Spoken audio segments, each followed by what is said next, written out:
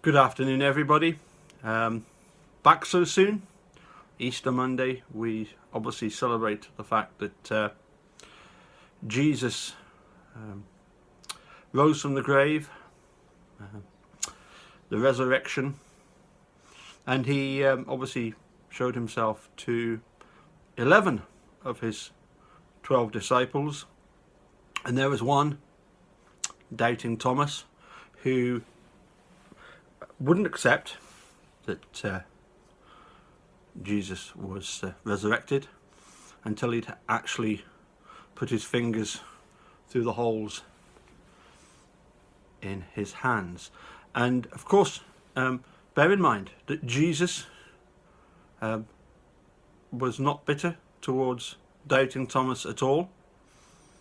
He simply needed assurances. He didn't sort of reprimand him for not taking the word of the other 11 disciples. Talking about resurrection, I'll admit that when I first started following the case, the thought that Teresa was still alive, for me, was a, if you like, 0%. It's slowly risen. I would say probably about 20%. But for me at the moment, I would err on the side of going back to the why could she still be alive theory. Some people haven't heard of Carmen Bootwell, who was a known drug addict in Manitowoc, who passed away the same week as Teresa was reported missing. Apparently, she was found by sort of medical staff, taken out of the flat that she was in, and within 2.5 hours was cremated.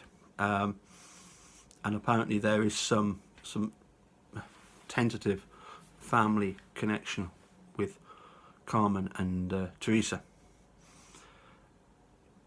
But then you have to argue the fact that, Manitowoc didn't know that Carmen was going to die of an overdose. So, there's a lot of speculation over the death certificate of Teresa and Carmen. So as I say, at the moment, I'm sort of erring on the side of maybe 20% in thinking that possibly, Teresa is still alive. I suppose partly because of that, when Pete Dassey mentions about the fact that Brendan had a dream about a hooded, cloaked figure revealing that, taking off the hood, and there was Teresa. I suppose a bit like Dean Strang. Do I think that's possible? Yes, I do. It is possible that she's still out there. But if we concentrate on the thought that, that yes, she was indeed murdered, then I remember a tweet by Kathleen Zellner that talked about the fact that when you put all the evidence together, it's obvious who committed the crime. And I actually replied to the tweet with the fact that, well, I'm glad that you're so confident, because I'm still a bit puzzled. At the moment, I've got 5 suspects. I've got Ryan, I've got Bobby, I've got Scott, I've got Manitowoc Sheriff's Department, and of course, a mysterious alien. Now, the reason for mentioning doubting Thomas is, of course, because can I start off by saying, Thomas, I do have a huge respect for you. You are a staunch supporter for Brendan. You are equally staunch, it would seem, in your belief that Steven Avery is guilty. But I still respect you, and I am sure that the respect is reciprocal. You made a comment about the fact that for you, the Brendan case had nothing to do with Manitowoc. And I said, well, you have to see the bigger picture. You then mentioned that, why could Steve not be guilty? And initially, I put motive, but I'm going to start off with the fact that the weight of people that I know who have got in touch with me, who I've met through following this case, the weight of people who say that this is clearly a case of Stephen being framed for this murder. People like Eric Osei, Mark Hardinett, and also, by the way, a lot of the admins in the Facebook support group. You know, they weren't just chosen because they've got a pretty face. They were chosen by Carla because they had a lot to offer. Eric Osei actually alluded to it in his video earlier today. The fact that, you know, he gets a lot of information from people who maybe don't want to appear on video, but are happy to send information to him in order to get that information disseminated to the outside world. But as I say, my number one reason would be motive. Why would he do it? You know, next is the sort of why, where, and when. Why would he do it? He wouldn't. Where did he do it? He certainly didn't. When did it happen? Again, no idea. Brendan's confession was, of course, a complete farce. It was all to do with trying to pin it on Stephen. Now, as you know, I've had a lot of conversations with Sheriff Herman. This is another reason why I know for sure that Stephen didn't do it.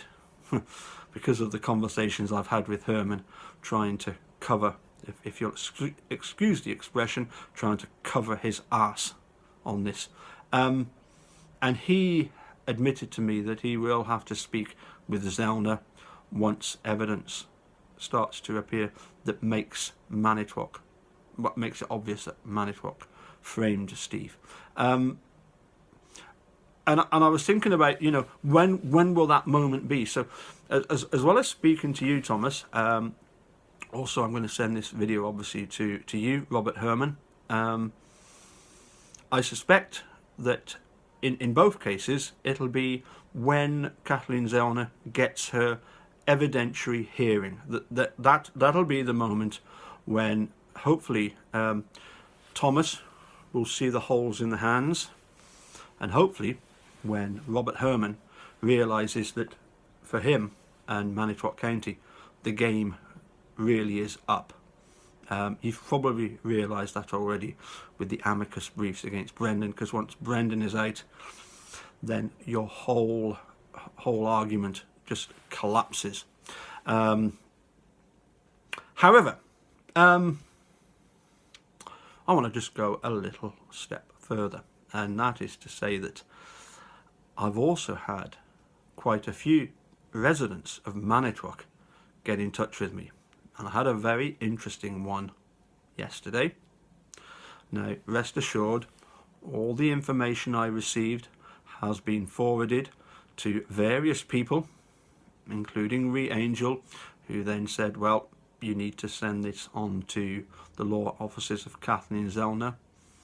But a certain individual, this isn't the first time this has happened, that I've had messages from people who are on the on the front line, as it were, over there in Manitowoc. And this individual also recalls seeing the RAV4 at the roundabout on Highway 147. As I say, I immediately contacted various people, sent the information upstream. But hopefully the fact that so many people have now seen this RAV4, not on the property, no. I'm going to stick my neck out and say that at the moment, I would have to agree with somebody I saw on video last night who, believe it or not, it was a video from 2 years ago, who pointed out that if you're going to treat this as a purely homicide case, Thomas, just go with the ones that didn't have the alibi. They alibied each other. It really, I think, as Kathleen Zellner pointed out, it really is quite obvious. Okay, bye for now.